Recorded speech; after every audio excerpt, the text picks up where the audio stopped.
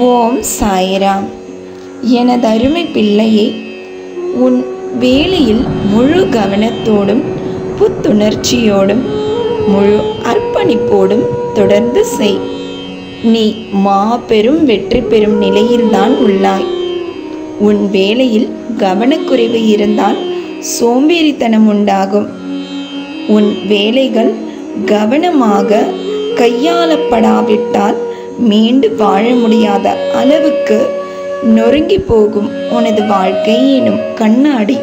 இந்த காலத்தில் ஒரு வேலையில் இருந்து வரும் வருமானமே போதாத நிலையில் உதிரி வருமானம் மிக அவசியமாகிவிட்டது. ஆனால் அதற்காக நீ கஷ்டப்பட்டு இரவு முழுவதும் தூங்காமல் வேலை செய்து வருவது நான் பார்க்காமல் இல்லை. நான் உன்னை கவனித்து கொண்டுதான் இருக்கிறேன். இனி உனக்கு தூங்காத இரவுகள் என்பது நிச்சயமாக இல்லை. நீயும் மற்றவர்களைப் போல் சீரும் சிறப்புமாய் ஒரு சிறப்பான வாழ்க்கையை வாழத்தான் போகிறாய். இப்படித்தான் பிறரிடம் இருக்க வேண்டும் என்று உனக்குள் எல்லைகள் வகுத்து கொண்டால் பிறரிடம் இருந்து தொல்லைகள் எதுவும் இல்லாமல் நீ நிம்மதியாக வாழலாம். பெருமையாக வாழ்ந்து காட்டுங்கள், தவறில்லை. ஆனால் அடுத்தவர் முன் பெருமைக்கு வாழ்ந்து காட்டாதீர்கள்.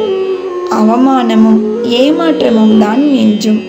கடவுளே நேரில் வந்து கருத்து சொன்னாலும் உன் ஆன்மாதான் உனக்கு குருவாகும். பிள்ளையே, இன்று பௌர்ணமி. உன் தாய் காமாட்சி அன்னையுடன் உன்னை ஆசிர்வதிக்க வந்திருக்கிறேன். நீ என்னிடம் வேண்டி கேட்டது எதுவோ அது உன்னை சேரும் காலம் நெருங்கிவிட்டது. அது உன் வாழ்க்கையே மாற்றப் போகிறது. ஆனால் இது தெரியாமல் நீ இன்னும் பழைய கசப்பான அனுபவங்களையே நினைத்து கொண்டு அடுத்தது என்ன என்று சிந்திக்காமல் இப்படியே இருந்தால் உனக்கு வெற்றி எப்படி கிடைக்கும்? உனக்கு கஷ்டங்கள் ஏதும் இருந்தால் என்னிடம் சொல்லு. நான் யாரிடமும் சொல்ல மாட்டேன். அனைத்தையும் என் பாதத்தில் சமர்ப்பித்துவிட்டு அடுத்தது என்ன, எப்படி செய்ய வேண்டும் என்பதை பற்றி தீர்க்கமாக யோசி. உன் வாழ்வில் நான் தீபத்தை ஏற்றிவிட்டேன்.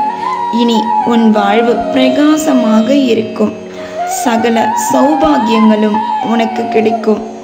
என் ஆசிர்வாதமும் காமாட்சி அம்மன் ஆசிர்வாதமும் என்றும் உனக்கு உண்டு. இன்றும் என்றும் என்றென்றும் உன் சாயப்பா உன் அருகில். வாழ்க வையகம், வாழ்க வளமுடன். ஜெய் சாய்ராம்.